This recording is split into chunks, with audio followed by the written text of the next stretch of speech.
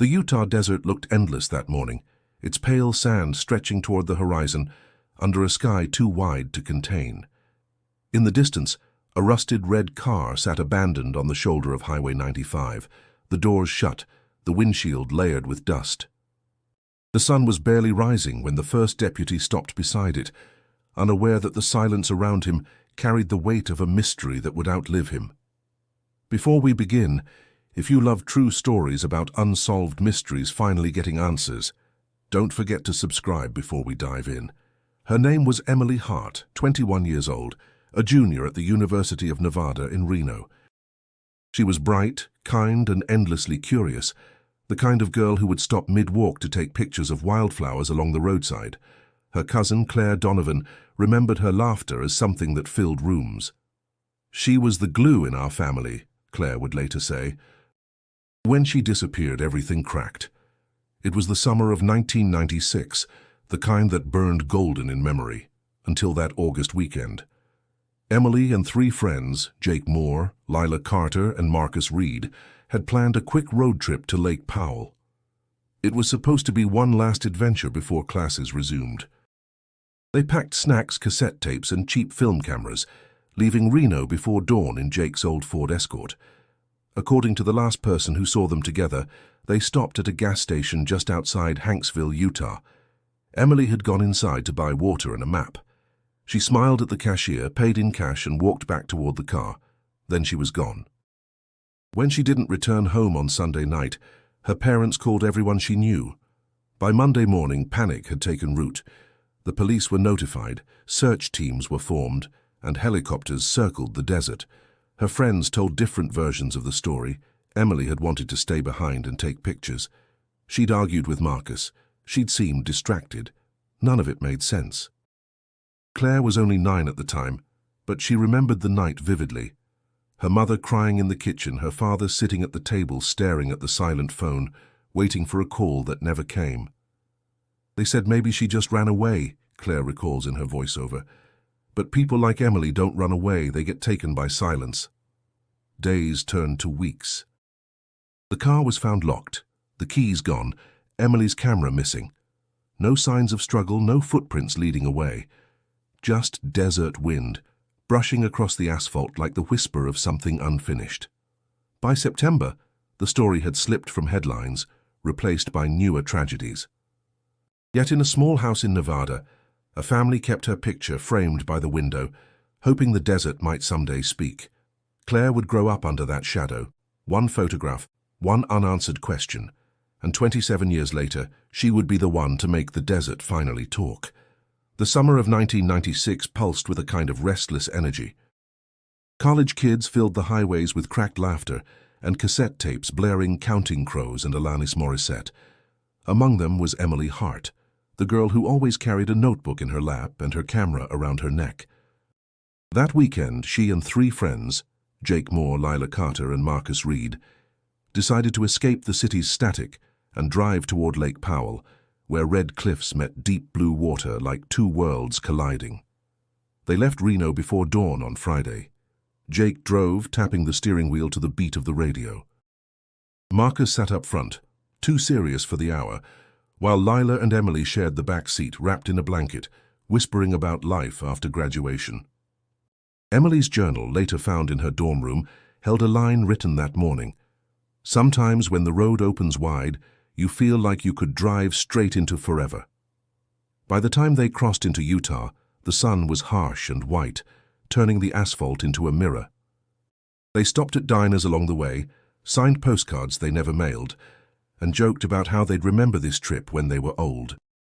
But something between Emily and Marcus had changed. They dated on and off through sophomore year, and though they smiled for photos, Lila noticed the space between them growing wider. "You two good?" Lila asked during a stop near Escalante. Marcus gave a half smile. "Just tired." Emily didn't answer. She was staring at the road ahead, her expression distant, like she was already somewhere else. By Saturday afternoon, they reached the town of Hanksville, a dot on the map surrounded by emptiness. They needed gas before heading deeper into the desert. Jake pulled into a small station, peeling paint, a soda machine humming by the door, and a man in a grease-stained cap wiping his hands on a rag.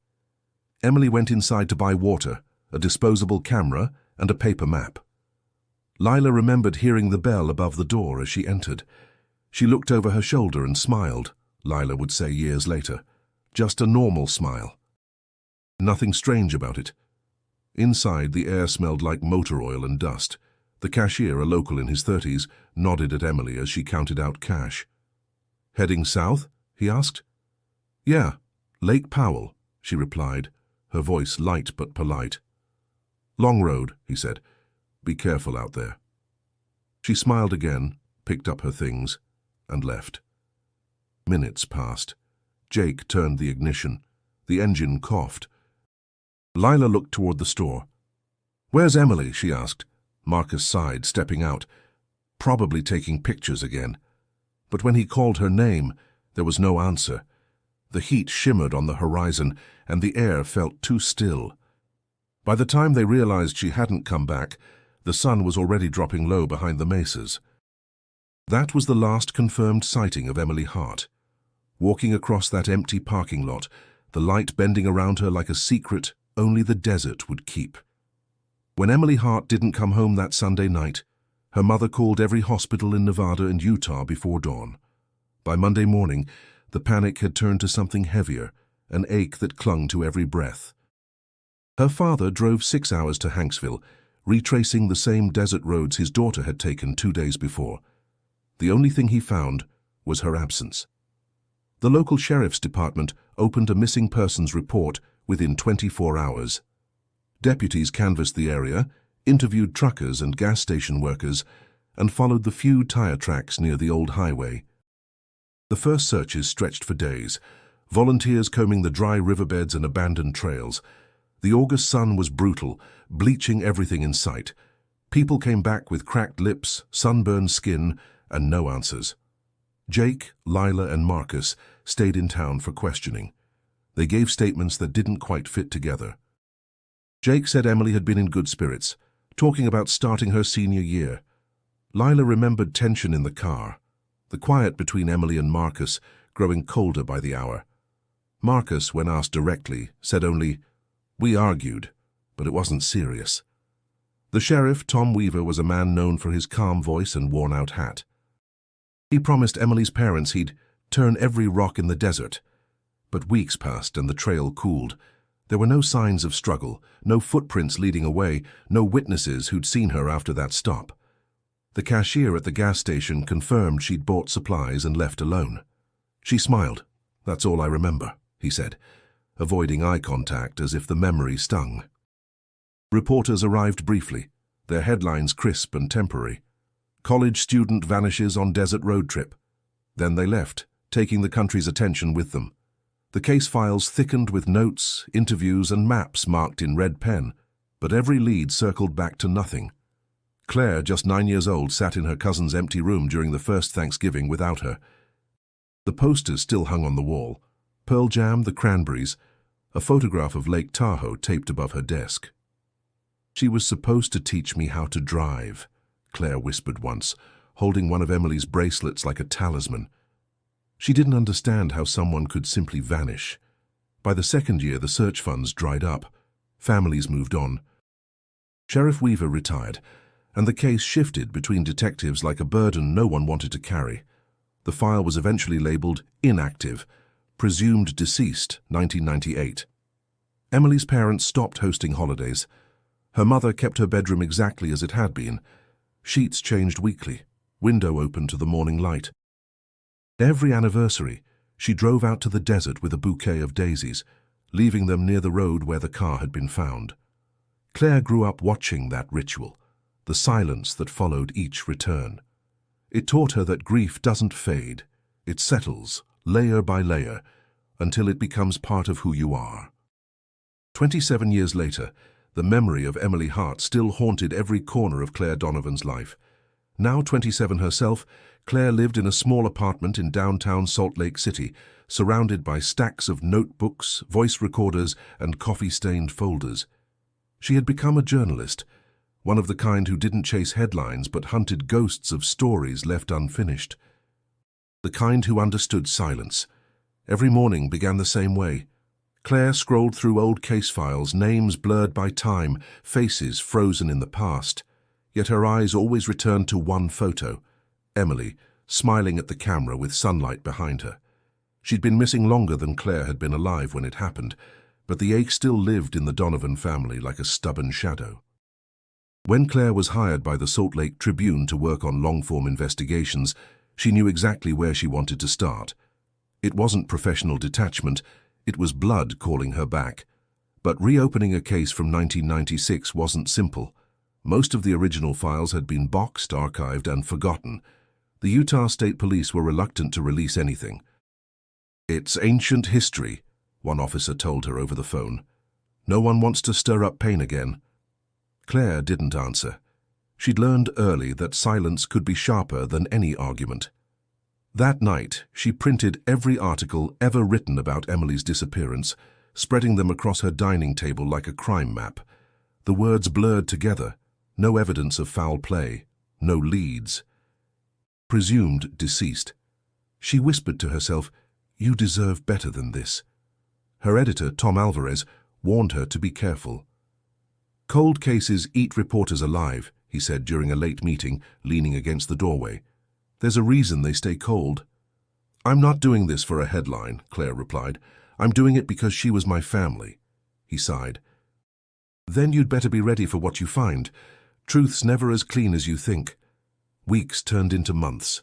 Claire filed records requests, chased down retired detectives, and even tracked the names of Emily's old friends. Some refused to talk. Others didn't remember much.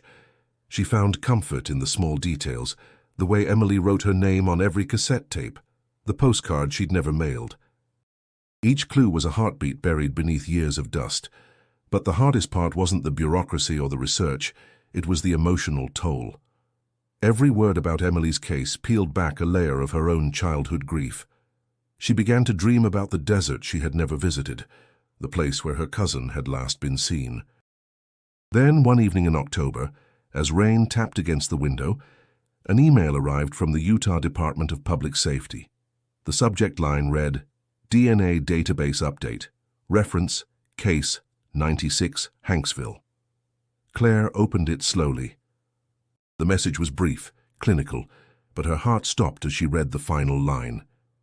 "A new DNA match has been identified from evidence collected in 1996. For the first time in nearly 3 decades, the silence had cracked." Claire stared at the screen, her pulse hammering. 27 years of silence, and now, one sentence that could change everything. The message listed a name she didn't recognize at first, Ethan Cole, age 48, currently serving a 3-year sentence for vehicle theft at the Utah State Correctional Facility. Beneath his name, a note read, "Partial DNA match to sample recovered from 1996 evidence, Hanksville case." She printed the email twice, hands shaking. The 1996 evidence referred to a small piece of cloth collected from Emily's car door. At the time, technology couldn't isolate usable DNA. But new methods, years later, had turned that fragment into a voice from the past. Claire whispered, "Ethan Cole.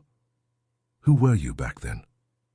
The next morning she drove to the Salt Lake Police Archives, a squat building that smelled of paper and dust. The clerk barely looked up when she presented her journalist ID. "Old case, huh?" he muttered, handing her a stack of folders. "We've had a few reporters sniff around this one over the years. Never went anywhere." She nodded, flipping through faded reports. Then she found it, an interview note dated August 19, 1996. The name Ethan Cole appeared in faded type. Station employee, worked night shift. Questioned, released, no further connection. That was it. One line. Dismissed and forgotten. Claire leaned back, her thoughts racing. "He worked there," she murmured. "He saw her." She copied the file, stuffed it into her bag, and left before closing. That night, she called the retired detective who had led the original case, Rick Halverson. His number was buried in an old newspaper clipping, listed beside an article about the missing college student. When he finally answered, his voice was gravelly, reluctant. "Detective Halverson?" My name is Claire Donovan. I'm a journalist with the Tribune. I'm investigating the disappearance of Emily Hart. Silence. Then, I remember that name. Your cousin, right? Yes. I found a new DNA match tied to the case, a man named Ethan Cole. Rick exhaled sharply. That name again. So you remember him? Too well, he said after a pause. He was just a kid then, 20 or so. Claimed he barely spoke to her. Nothing stuck. What do you mean nothing stuck? Claire pressed. He was slippery. No record, no motive. We didn't have evidence, and the lab techs back then were working with rocks and prayers. The sheriff wanted it closed. I didn't. Claire felt a flicker of anger. Why didn't you keep pushing? You think I didn't try? His tone cracked. Sometimes you fight, and the system decides it's done. You'll learn that, kid. Before hanging up, she asked, Do you believe he did it? Rick hesitated. I believe he knows what happened, but believing isn't proving. The next day, a thick envelope arrived at her office. No return address, just her name typed on the front. Inside was a single sheet of paper, the handwriting shaky but deliberate. It read, You're not ready for what you'll find. The signature at the bottom, R. Halverson. Claire stared at the note, her heart sinking into her ribs. The past wasn't buried, it was waiting. Claire's car hummed along the highway, slicing through the Utah desert under a cloudless sky. The landscape felt endless, the same emptiness that had swallowed Emily 27 years earlier. The note from Rick Halverson burned in her bag like a warning she couldn't ignore. You're not ready for what you'll find. Maybe not, she thought, but she couldn't turn back now. By the time she reached Hanksville, the sun had dipped low, painting the cliffs in orange and rust. The town hadn't changed much since the photos from 1996. Same diner, same gas station at the edge of the highway. She parked across from it, staring at the faded sign that read Cole's Service Station. The name sent a chill through her. Inside, a young attendant looked up from the counter. You lost, Mom? No, Claire replied softly. Just revisiting old ground. She asked for the owner, but the man shook his head. Closed years ago. The guy who ran it, Ethan Cole. He's been gone a long time. She nodded, pretending she didn't already know. As she turned to leave, her phone buzzed. A text from an unknown number flashed across the screen. If you're in town, come see me. Lila Carter. Claire's stomach tightened. Lila, Emily's old friend. She'd been the quiet one in all the photos, the one with wary eyes even when everyone else was laughing. Claire replied with a quick, I'll be there. Lila's house sat a few miles outside town, a small place surrounded by sagebrush. She answered the door slowly, her expression guarded until she recognized Claire. You look like her, she whispered. I get that a lot, Claire said. Thank you for agreeing to talk. They sat at a worn kitchen table. Lila poured coffee, hands trembling slightly. You're reopening it, aren't you? I'm trying to, Claire admitted. They found a DNA match. Ethan Cole. Lila looked down, silent for a long moment. I knew his name would come back. You knew him? He worked at the station, always around, asking too many questions. Emily didn't like him much. Claire leaned forward. You were the last one to see her. Lila's voice faltered. We all thought she'd come back to the car, but before she went inside, she told me something. She said, I need to talk to him alone. I didn't ask who she meant, I wish I had. The clock ticked between them. Outside, wind scraped against the windows. Why didn't you tell the police? Claire asked. I did, Lila whispered, but no one listened. They said we were kids and we mixed up details. Then Marcus told them it didn't happen. After that, I stopped talking. Claire's pulse quickened. Marcus denied it. He said Emily was upset over something private, Lila said, eyes wet. But there was more. Emily had a secret, something she was scared to tell anyone. Claire froze. What kind of secret? Lila hesitated, glancing toward a small wooden drawer near the stove. I think she left something behind, a tape. I kept it all these years. Claire felt her breath catch. Can I hear it? Lila nodded slowly. If you're ready. The The cassette sat on the table between them, its label faded, edges yellowed by time. Written in pen, barely legible, were the words August 96, Lake Trip. Claire felt a tremor in her chest as Lila pushed it toward her. "I didn't know what to do with it," Lila said quietly. "I found it in Emily's backpack after she went missing." "I couldn't bear to listen for years," Claire nodded, her throat dry. "Let's play it." Lila retrieved an old tape recorder from a drawer, blowing dust off the lid before pressing it shut. The tape clicked, the reels began to turn, and a soft hiss filled the room. Then came Emily's voice, bright, full of life. "Day 2 of our road trip. Jake's still asleep.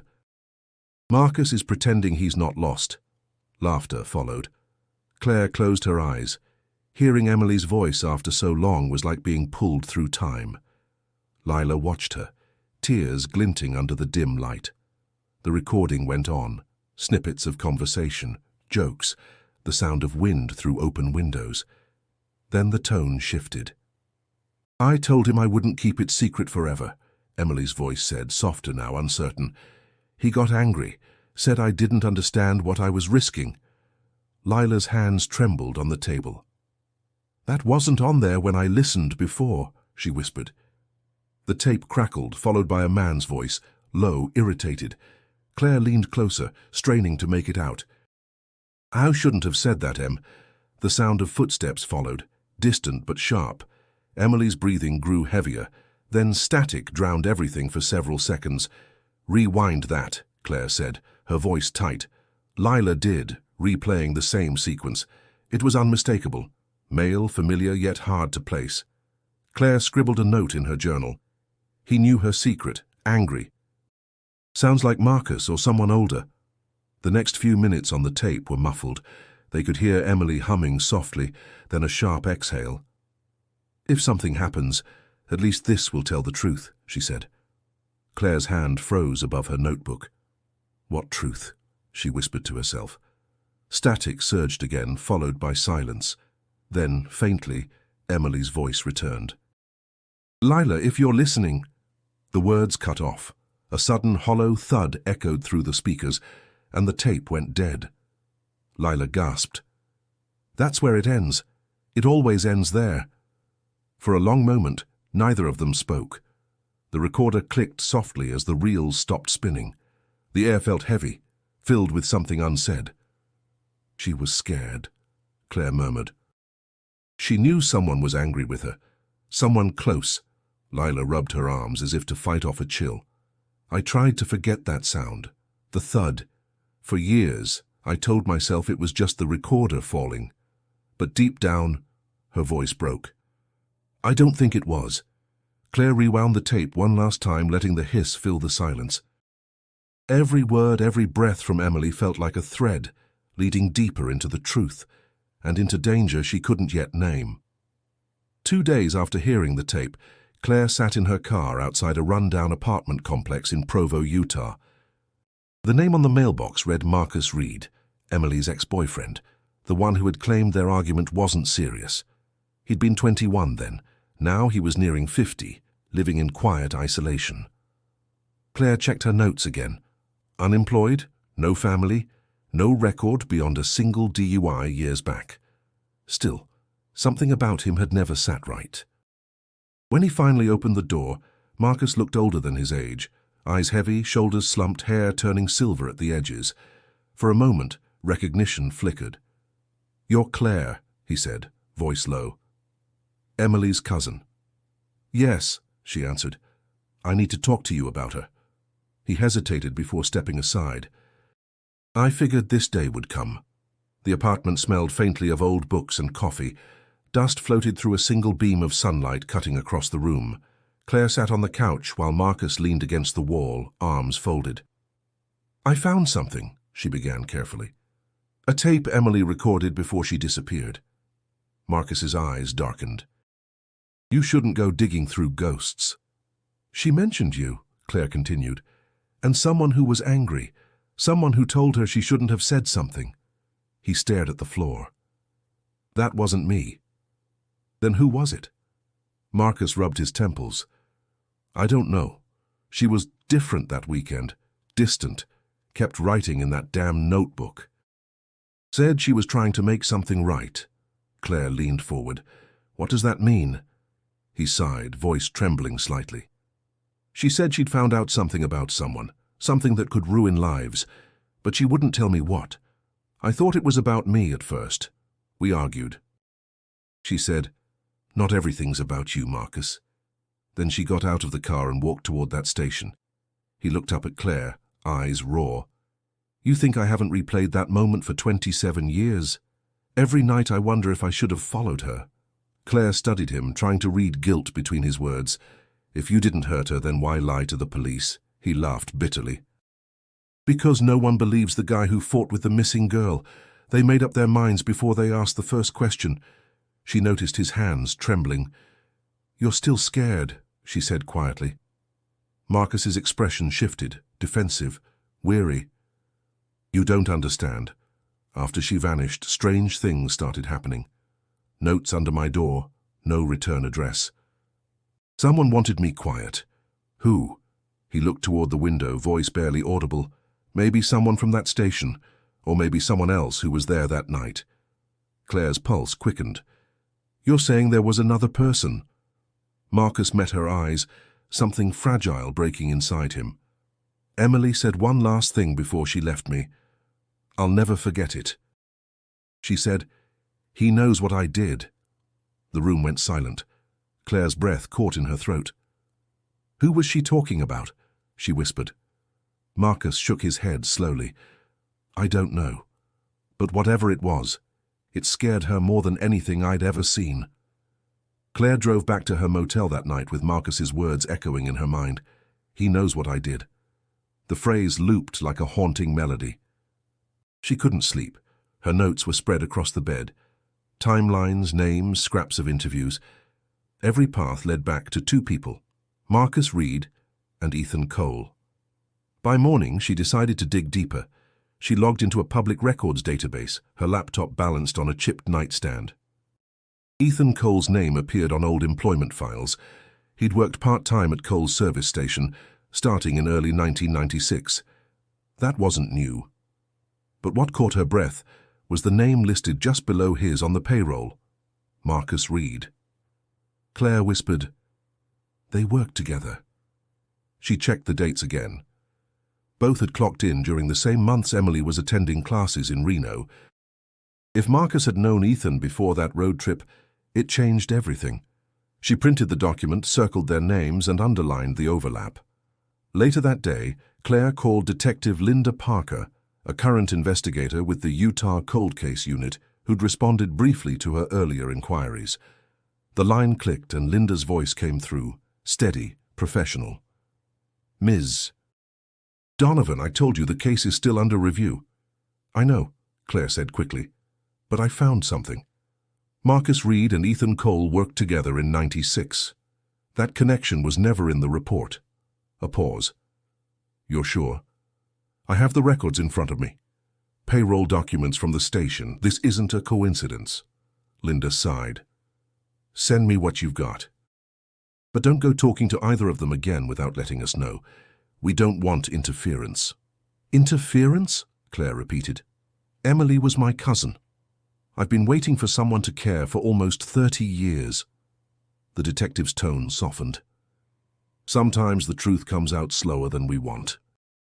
"But it does come out."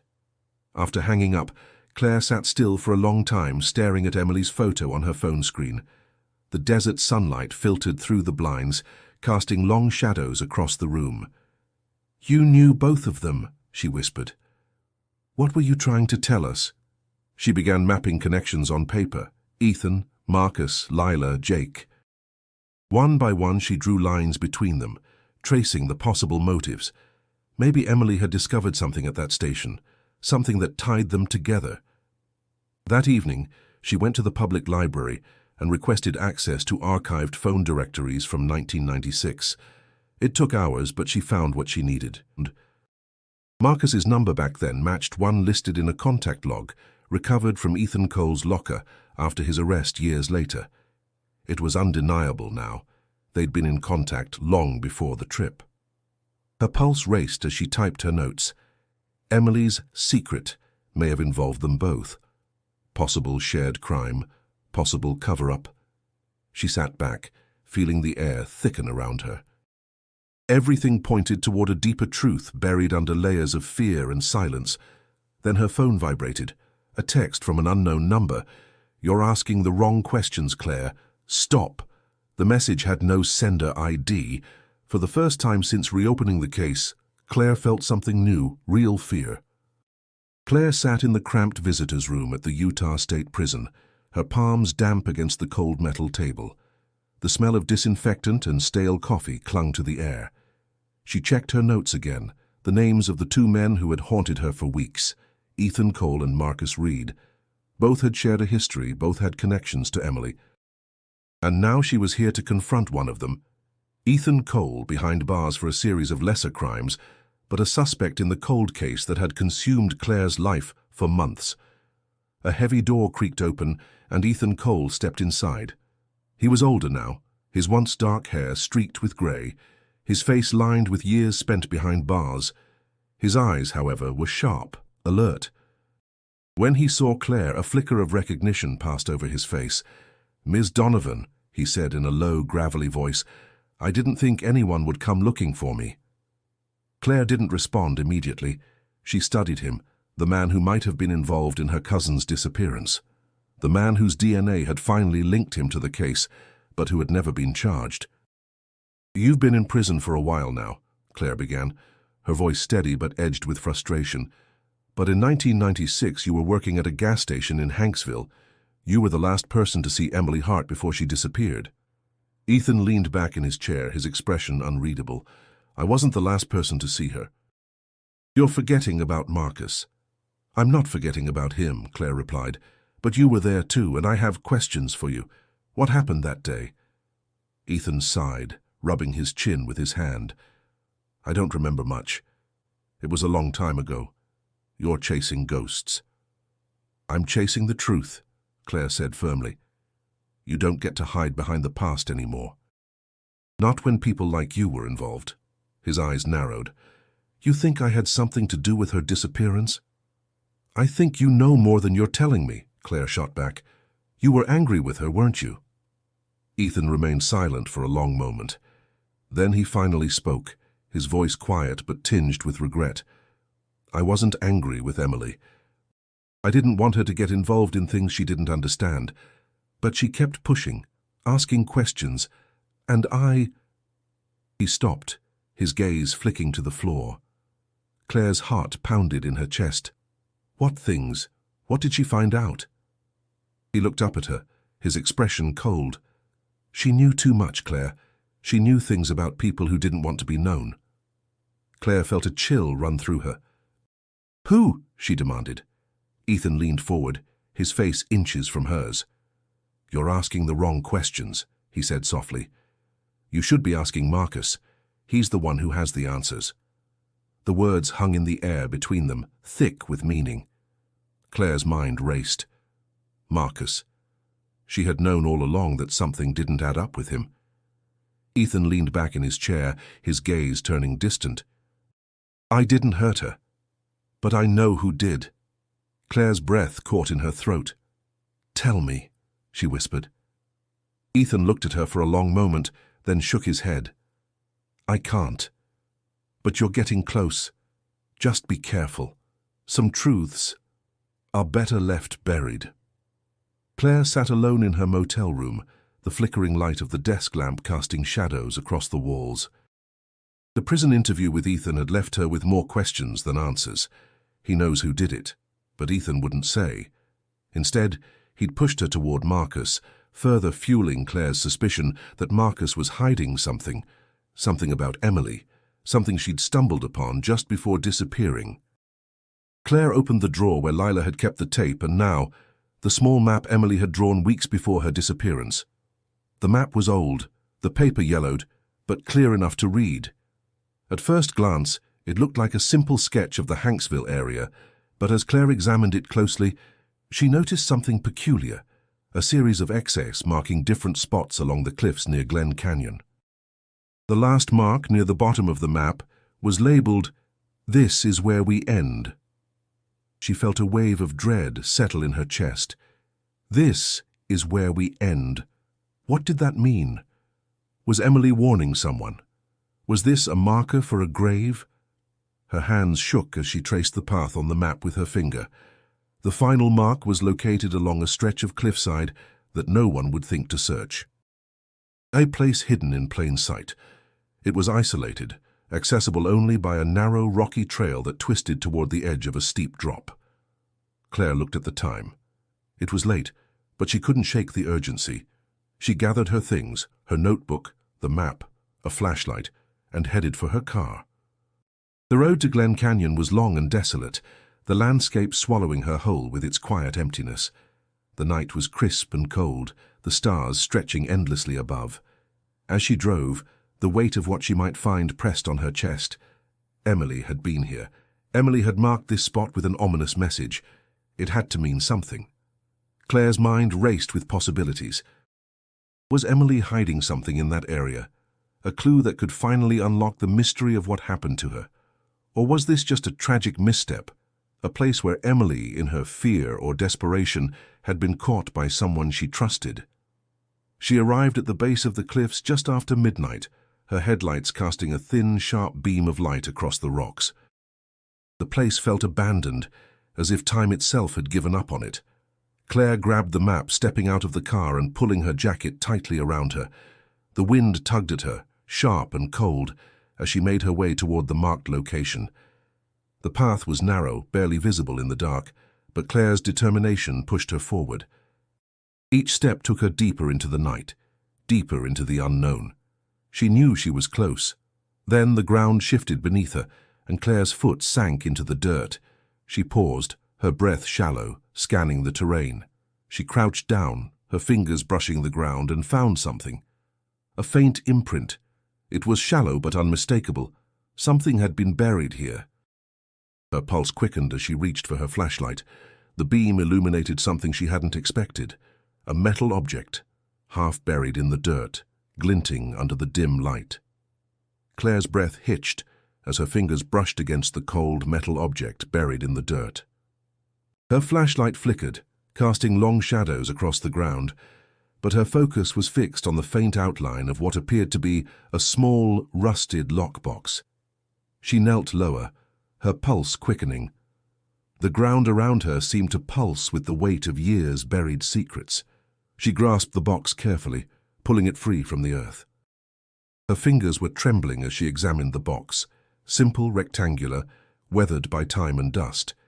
She could feel the weight of it in her hands, a heavy, unspoken story locked inside. She wiped the dirt away with the sleeve of her jacket and saw a faint inscription on the top, barely visible under the grime. The name E.H. was etched into the surface. It was Emily's initials. The reality of the moment hit Claire hard. This was no random find. This box had been placed here by Emily, or someone who wanted to keep her secrets buried. The sense of urgency in Claire's chest tightened. She had to open it. With a mix of anticipation and fear, Claire slid her flashlight into her bag and dug into her jacket pocket for a small knife. She worked at the box's lock carefully, the rust making it harder than she expected. Each scrape of metal on metal was like a countdown. Her thoughts kept racing, jumping between the worst-case scenarios and the hope that this was the breakthrough she had been searching for. Finally, with a snap, the lock gave way. Claire lifted the lid and, for a moment, she froze. Inside the box was a small bundle of yellowed paper and a single battered photograph. Her heart pounded in her chest. She reached inside, pulling out the photograph first. It was of Emily, her bright smile frozen in time, her hair blowing in the wind. But there was something different about this picture. She wasn't alone. A man stood beside her, his face partially obscured by shadow. He was older than Emily, his features hard to distinguish, but the tension between them was unmistakable. Claire's breath caught. This was the first real clue she'd found about Emily's interactions before her disappearance. But it wasn't just the photograph. Beneath it, Claire uncovered a series of crumpled handwritten letters. She gingerly unfolded the first one, recognizing Emily's familiar handwriting. As she read, her mind raced. I know what I've gotten myself into. I shouldn't have asked these questions, but I couldn't stop. I never should have gone to the station, never should have trusted him. But I did. And now I'm scared. If something happens to me, I need you to know it was him. Don't trust Marcus. He's hiding something. And Ethan, I don't know what he wants, but he knows too much. I don't feel safe anymore. The words felt like a punch to Claire's gut. Emily had been trying to warn someone. She had known she was in danger. Claire's mind spun with the implications. Marcus? Ethan? Had they both been involved in something darker than Claire had imagined? She quickly shoved the letters back into the box and snapped the lid shut. The weight of the secrets it contained threatened to crush her. As Claire stood, clutching the box in her hands, a noise behind her made her freeze. A twig snapped. She wasn't alone anymore. Claire's heart skipped a beat as she heard the snap of a twig behind her. The wind had died down, leaving only the eerie silence of the desert surrounding her. She slowly turned her head, trying to steady her breath. From the shadows, a figure stepped into the dim beam of her flashlight. Marcus Reed. His face was tense, his eyes flickering with something like panic, but it wasn't fear. It was something darker. "What are you doing here?" Claire's voice shook, but she steadied herself. She wasn't going to let him intimidate her, not now, not after everything she'd uncovered. Marcus didn't answer immediately. He looked down at the ground, avoiding her gaze, as if gathering the courage to speak. He shifted nervously, hands shoved deep in his jacket pockets.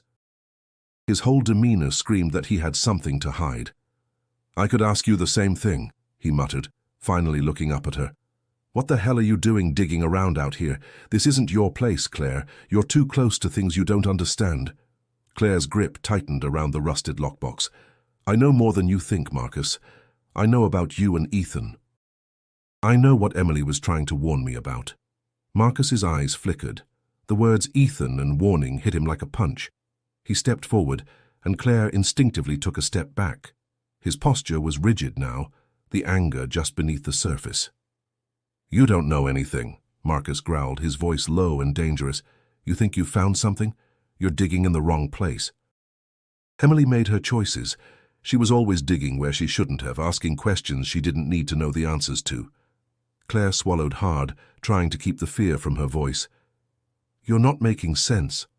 Emily was scared, Marcus. She didn't just disappear. You knew something was going on, didn't you? For a moment, Marcus was silent, his gaze flickering to the ground again. Then slowly he nodded. "Yeah, I knew something, but I didn't know the full story. She was getting too close to it. She wasn't supposed to. None of us were supposed to be involved." Claire's pulse raced as the truth she'd been chasing began to settle over her like a dark cloud. "Involved in what, Marcus? What were you hiding?" Marcus looked at her, his jaw tightening. It was bigger than us. Bigger than the station. There were people who didn't want things to come to light. And Emily, she didn't care about the danger. She was just trying to be a hero. Claire took a step forward, her voice firm. "Did she find something? Did she discover who was behind this?" Marcus stiffened and took a step back. "You need to stop, Claire. You're pushing too hard." "I should have stopped her. I should have—" He trailed off, the weight of his words sinking in. His expression flickered between anger and guilt, as if he wanted to say something but didn't dare. Claire's instincts screamed at her to press further, but a cold chill swept through her. Something in Marcus's demeanor had changed. For the first time, she felt a deep, unsettling sense that maybe, just maybe, he knew more than he was letting on. And whatever that was, it was enough to silence him for good. Claire stood in the cold desert night, the box still clutched tightly in her hands. Marcus's words echoed in her mind. "You're pushing too hard." His warning, the fear in his voice, it lingered in the air between them like a suffocating fog. But she couldn't stop, not now, not after everything she had uncovered. She had thought she was close to the truth before. But this was different. She could feel the weight of it pressing against her chest. Emily had known something, and now it seemed like Marcus knew even more. The truth, hidden under layers of fear, guilt, and silence, was finally beginning to surface. But Claire wasn't sure if she was ready for what it might bring. Marcus had taken a few steps back after their conversation, his hands trembling. His mouth was tight with words he refused to speak. Claire couldn't shake the feeling that the moment they had shared was more than just a confrontation. It was a warning. There was something here, buried deep in the desert, buried deep in their pasts. Something Emily had found, something she had been willing to die for. Claire's hands were still shaking as she opened the box again, the letters, the photograph. Each piece of evidence was another step toward the truth, but each one also felt like a heavier burden. She wasn't sure how much more she could carry. Her phone buzzed in her pocket, snapping her out of her thoughts. She pulled it out, her heart leaping when she saw the name on the screen. Rick Halvorson. She hadn't heard from him since the prison interview with Ethan. Claire answered quickly. "Detective Halvorson." "Claire, you need to be careful." Rick's voice came through, low and urgent. "There's more to this than you realize.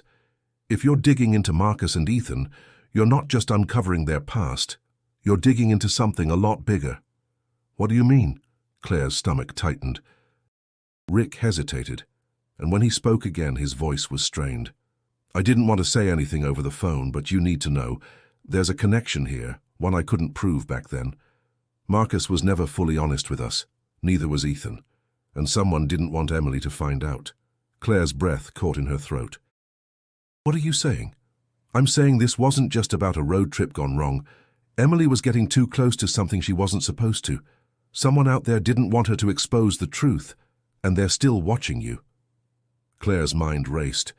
The pieces were coming together, but not in the way she had hoped. She had always believed there was something more to Emily's disappearance, something deeper, but now she realized that the truth might cost her more than she was ready to give. "Rick, I can't stop now," Claire said, her voice shaking but firm. "I'm so close. I need to finish this." There was a long pause on the other end. Then Rick's voice softened. "Be careful, Claire. Some truths are more dangerous than you think, and they're closer than you realize." As she hung up the phone, the weight of his words settled in. She was already in too deep. The truth, however dark and dangerous, was now something she had to face, whether she was ready or not. Claire stared out at the vast desert before her, the land stretching endlessly into the night. Somewhere out there was the truth, and no matter the cost, she would find it. The sun was beginning to rise over the horizon, casting long shadows across the barren desert. Claire stood alone at the edge of the cliff, the wind tugging at her jacket, her eyes scanning the vast emptiness. In her hands she still clutched the small rusted lockbox. Everything had led her here, to this moment, to this place. It had been weeks since she first began this journey, weeks since she uncovered the secrets Emily had tried to bury. She had followed the path of lies and fear, confronted the people who were supposed to protect the truth, and now at the end of it all she was left with a question. Was it worth it? The letter, the photograph, the map, all the pieces had fallen into place, but the answer she had found wasn't one she had expected. The people she had trusted, the people who should have cared about Emily's fate, had turned out to be hiding more than just a crime. They had buried a truth that had poisoned their lives and Emily's. She had spoken with Marcus one last time before coming to this place. He had been just as broken as she'd imagined. His guilt had eaten at him, and the fear that still gripped him was palpable. But even now, as he had tried to distance himself from the past, Claire knew he would never be free of it. Neither of them would be. But the hardest part hadn't been confronting Marcus, or even Ethan. It had been realizing the truth. Emily was never coming back. No matter how many pieces Claire found, no matter how many leads she chased, Emily's life had been lost, and no amount of searching could change that. "Sometimes," Claire whispered to herself, "you find the truth, but it doesn't bring peace. It just brings understanding." She took a deep breath, wiping the tears that had unexpectedly welled up in her eyes. Emily had been more than just a cousin. She had been a part of Claire's childhood, a symbol of hope, joy, and light. But Emily's story had ended in darkness, a darkness that Claire could never fully chase away. Claire looked down at the lockbox again, her fingers trembling as she opened it one final time. Inside, the photograph of Emily still stared back at her, smiling, unaware of the dangers ahead. The letter was folded neatly, its words now permanently etched in Claire's heart. She didn't need to read it again. She already knew. Emily had been afraid of the truth, afraid of the consequences. But she had fought for it anyway, even when it meant putting herself in harm's way. And in the end, she had paid the price for her courage.